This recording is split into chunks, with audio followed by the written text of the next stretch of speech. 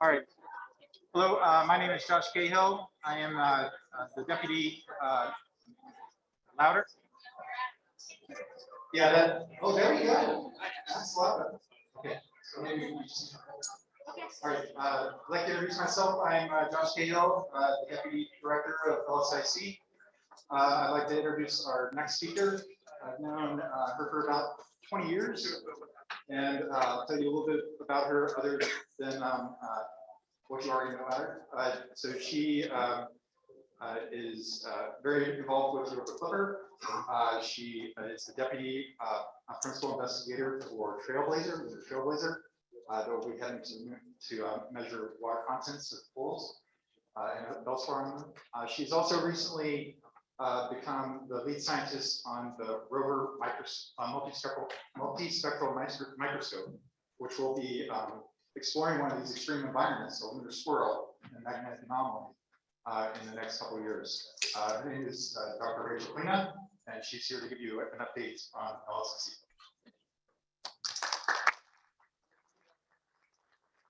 So I might just hold this because I can hear myself better.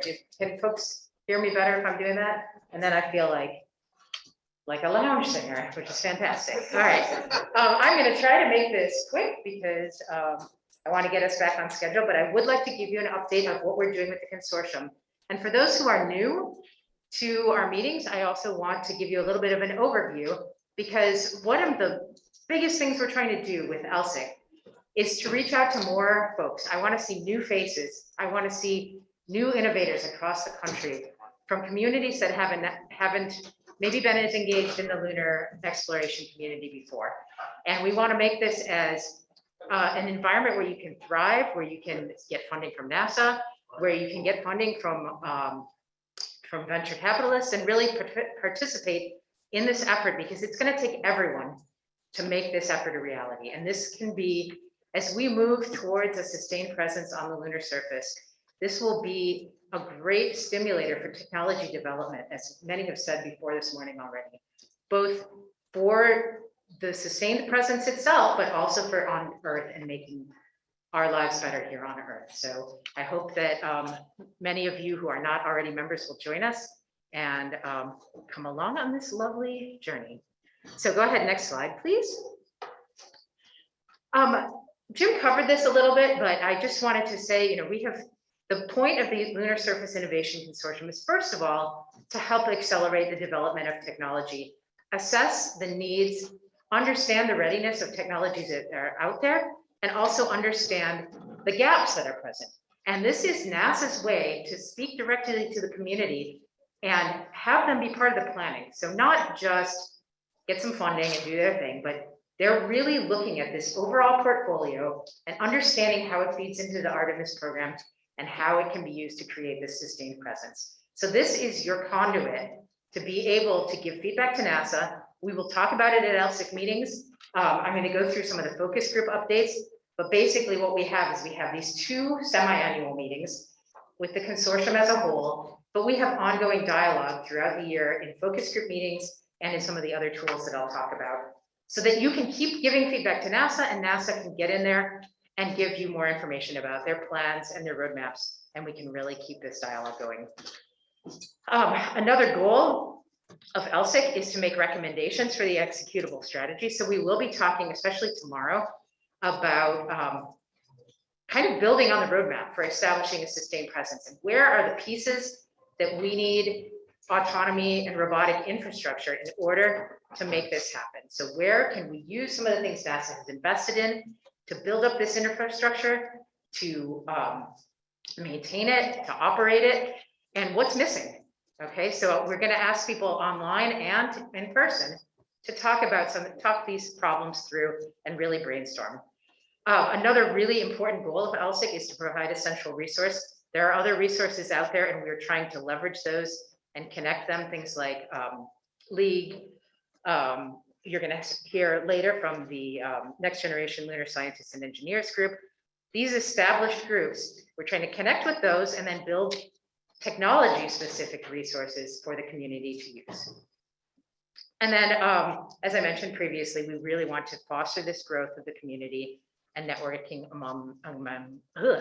among members. You can even get tongue-tied when you have a mask covering your face. Next slide, please. Whew. Thank you. So the way that we try to accomplish this with LSIC is by driving this communication. We have a monthly newsletter that comes out, kind of covers what's going on in NASA, what's going on in the community, features on our members. We have these networking events at meetings. We also try to do these online. So one thing we've learned, as much as it was difficult to grow a consortium with COVID hitting like literally within days after our first meeting, it has been a real benefit to be able to reach a broader audience and not have people have to pay to go to a meeting, you can reach more people and you can involve them. And so we've had to learn how to do better about being accessible throughout the country and even the world. And so I told you I'd ask for this a bunch, but I asked for your patience. I know that this is a little bit difficult, probably for those online, to juggle what's going on and hear what's going on, but we will continue to try to build this hybrid experience so that people will not have to always come to the spring and fall meetings to be able to participate and to share in this community. We have a website, which I will show you a few slides of our newly released website. And then the focus groups, which are mapped to the 6 LSII focus areas, have this ongoing technical discussion from month to month and a collaboration space where those who can't necessarily participate in the meetings and those who do can share their ideas, and people can access that any time of day or night if they are like me and stay all the way too late. All right, next slide, please. Just a couple things I wanted to mention. So what we try to do with each of these meetings, I know it's a lot of meetings, is come up with findings based on talking to the community and then put those into action. So one of the things that came up at the spring meeting of LSIC was that we as a community could look into what testing facilities are available throughout the community that those can use to test their technologies, and when you absolutely need to have a flight in order to test something to make it ready for the lunar surface. I'll show you a slide on the next page, but what we have done to try to move forward on that is created a facilities directory, which is present on our internal website and allows folks to search through the facilities that are available. So if you're developing a technology that doesn't necessarily need to be flown, you know where you can go potentially to test it. One of the other big findings that has come up time and time again is the question of standardization. We understand that sometimes standardization could have the potential to stifle innovation, but it's also really, really critical to ensuring interoperability. We're going to be sitting on the moon. If something breaks, do you want to have spare parts that everyone can use, or do you want to have proprietary parts that only certain groups can use? We need to really get in as a community and discuss where we need standardization. What has moved forward with this in particular is standardization with respect to comms and position navigation and timing. So the Extreme Access Group has been very engaged in this, and I encourage you to have a look at our website and the internal site to join in some of the discussions about that.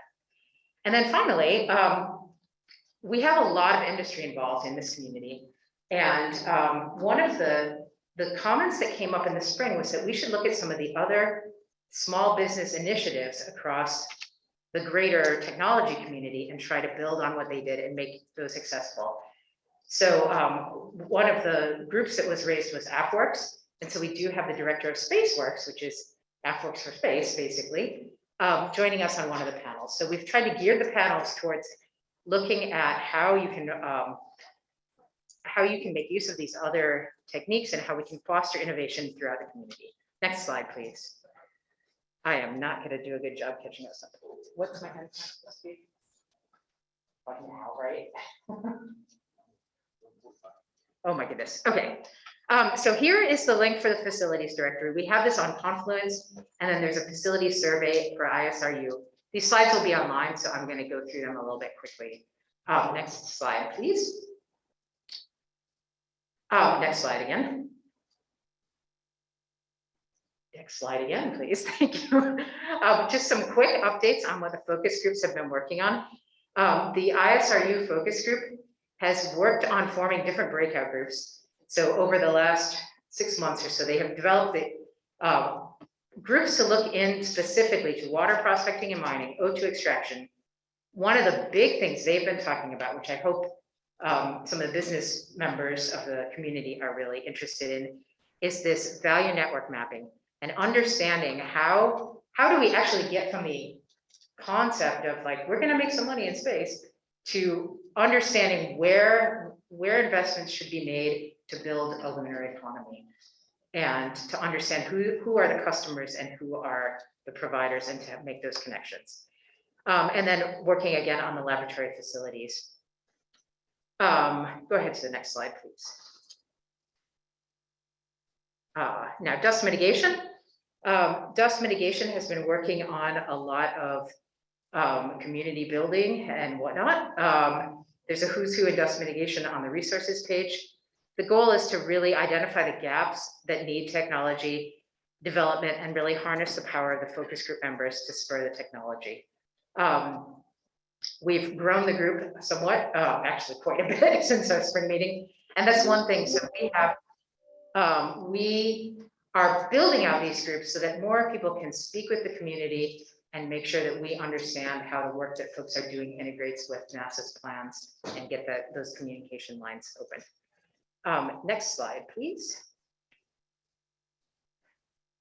Marathon. Okay. Excavation and construction. Excavation and construction is a really exciting area that was not really a large focus early on, but now that we're really looking at the sustained presence on the lunar surface, we have gotten a ton of interest. And you can see on here, I believe, yeah, 665 members of this group. So we have a lot of engagement, and this is an area where we really want expertise from terrestrial companies, terrestrial academia that works on mining, excavation, and whatnot to be engaged. So the information about that group is present on this slide. And as I said, we will have these posted so that folks can access them later. Next slide, please. One more. Okay. The extreme access focus group. So actually for this meeting, extreme access and extreme environments are kind of shared hosts of this, because as we're talking about robotics and autonomy, we're going to be worried about getting into weird spaces, getting into permanently shadowed regions, getting into, you know, pits, things like that, where we don't necessarily have comms to space. And so they have really taken the lead on trying to design the breakout sessions and some of the questions that we have. So the goal for extreme access is to understand the mission system elements needed to provide access in challenging lunar environments, including doing some of this road mapping and identifying gaps. So if you're interested in this kind of thing, I encourage you to reach out to the extreme access group and join our meetings for those. Next slide, please. There's a few for each of these. They also have a number of subgroups. So both extreme access and extreme environments are less discrete terms as far as like a specific mapping to a technology. So extreme access is where we talk about comms, we talk about positioning, we talk about mobility, we talk about terrain relative navigation. We talk about little sheds where you can dock your rovers and charge up. So they are running subgroups to discuss these in more detail. So I encourage you to look at the slides and learn more. Next slide, please. And here's the information on the telecons and what's coming up for that group. And next slide, please. 5 minutes over. All right, extreme environments. All right, so again, extreme environments is looking at these environments. One thing that I'll show you in a couple of slides that we really need to think about when we're looking at this sustained presence on the moon is, yes, there are permanently shadowed regions. There's the lunar night, which we'll talk about more in this afternoon, that we need to survive. But we, by building infrastructure, will also create extreme environments by creating shadows that weren't there before. So we need to look at that from the systems level and really understand what we are changing and how that affects the technologies that we need to build. All right, go ahead to the next slide. I really do want to try to adjust our time. So again, they have a number of focus groups. subgroups, which are listed here. And go ahead to the next slide as well, please. And here are the informations about the recent meetings and upcoming meetings. And one thing, the subgroups is, I'm sorry if my voice is going up and down a little bit here, but the subgroups are a great opportunity for community members to lead the technology discussions. So we are looking for members of the community to really help out and pitch in with those as they are available and can afford to. Next slide, please. All right, next slide, thank you. All right, and finally, I believe this is the last one, the Surface Power Focus Group. Here's the information about their meetings and whatnot, and the goal is to work on the communication of realistic timelines of available power. So that is their current goal. And they'll be interfacing with power consumers across the consortium. And one thing, so we have these goals, each year we will revise our goals with discussions with the community so that we stay with kind of a task-oriented, goal-oriented system across the focus groups. Next slide, please. Some of the highlights, they had a VSAT supersized telecom power beam workshop this summer. And they've really been looking into some of these questions like the powers needed to survive the night, which I imagine being a stake to stab the vampires. Okay, I'm sorry, a little slap happy. Next slide, please. You're supposed to laugh, so I feel better. Okay, so the annual goal. Yeah, so NASA needs these power systems to survive the night and enable exploration, also to survive and shadow ourselves. The goal of the group is to provide specific recommendations for achieving the appropriate scalable power-related technologies. All right, next slide, please. And now we can just whip through, oh my goodness, one more. Okay, so join Wes, because he's great. Next slide, please. All right, I'm going to just go through these relatively quickly. We have a new website up, and we've got this visualization of a conceptual lunar base, which was meant to represent the 6 areas of LSIC. But what we've done is we've looked at the illumination on that base, the realistic illumination, and if you go to the website, you can see it cycle through the lunar day. And it's very dramatic what the differences in the shadowing are. So I encourage you to take a look at that. We just rolled this out literally a couple of days ago, and some of you even noticed that because the link for the meeting changed briefly. But I encourage you to go there. If you can go to the next slide and then the next one after that. We have focus group information, so you can find all of that information about subgroups, when the meetings are, latest updates. And then there's also a link to the internal site, which you will have to speak to Andrea about to get access to. Finally, lunar simulants can be accessed there, and lots of other LSIC resources. Okay, next slide. Go ahead to the next one, because I think we are about to be done. And I already discussed this. So one last thing, the slide that we flipped through, we are adding member institution logos to the page. So I encourage you, as we reach out to you, to confirm official institutional membership, to respond, and we'll get you up on there so we can share with the whole world who is participating and helping out with this effort. Next slide, please. So one last thing, I want to thank Bowie State and SAIC for all of the support of this, as I did earlier, but I also have to thank Miss Yolanda, who is absolutely tremendous, amazing, and if I don't see her smile next week, I will probably wake up shaking in a corner, because she has kept me sane through all of this. And I would like to give you some flowers as well as I hand this off to you for the next talk. So thank you. Please, can we have a round of applause for Yolanda, who has leave the mic, pass off to you, and go run with your flowers.